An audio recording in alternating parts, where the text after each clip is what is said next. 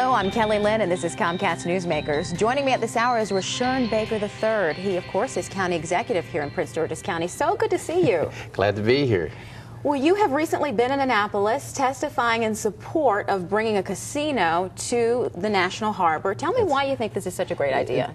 That's right. What we believe is if we add another site, the state already has 5 sites for casinos in Maryland.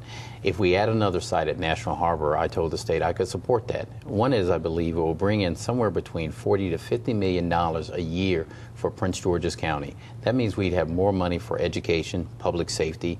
We could take about $6 million and target our nonprofit community, about $11 million in target economic development, and housing stabilization. We put about $11 million into that, which would go directly into dealing with issues like foreclosures in the county.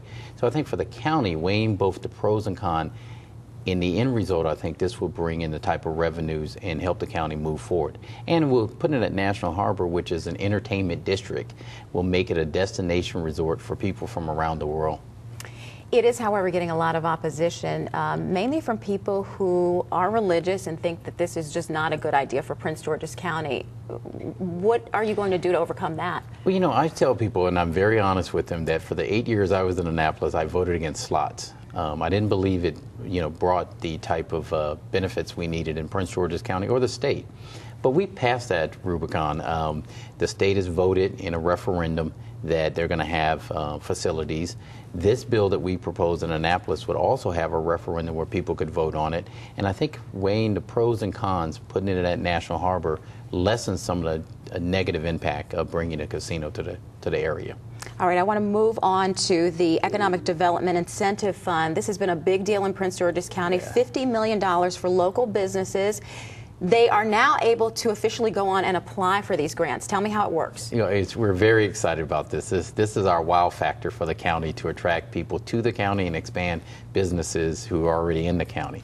They can go to our website through the Economic Development Corporation is the first step. Go in there, fill out the form. And then we have our Financial Services Corporation actually screen the applicants for credit worthiness. So there are 3 ways they can get funding out of this program. A loan, which they would have to pay back over the years, a grant, which we're going to have a very small amount of grants, and then incentive, and that is we could help them buy down some of the things that will make them stay in Prince George's County or attract them to Prince George's County, which again they wouldn't have to pay back. It's all about generating jobs, stimulating the economy.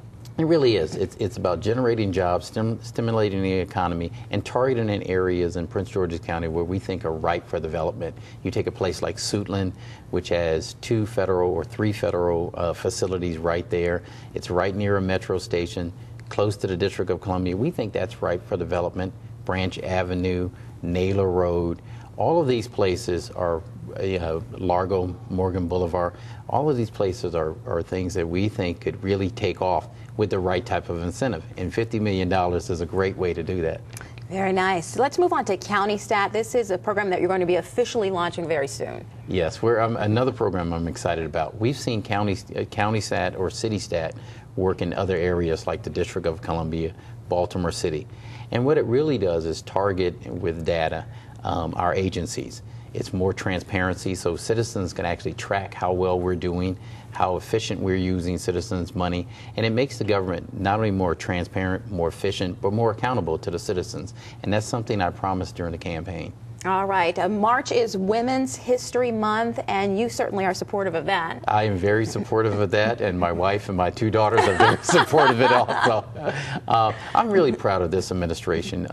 We have appointed more women than I think we've seen in the last several years, and it's because we have some very qualified, great women who are doing extraordinary work for the county, and this is a chance for us to highlight that. Very nice. Rushern Baker, thank you again for coming in. Thank you. And we thank you so much for watching Comcast Newsmakers. I'm Kelly Lynn, and I'll see you soon.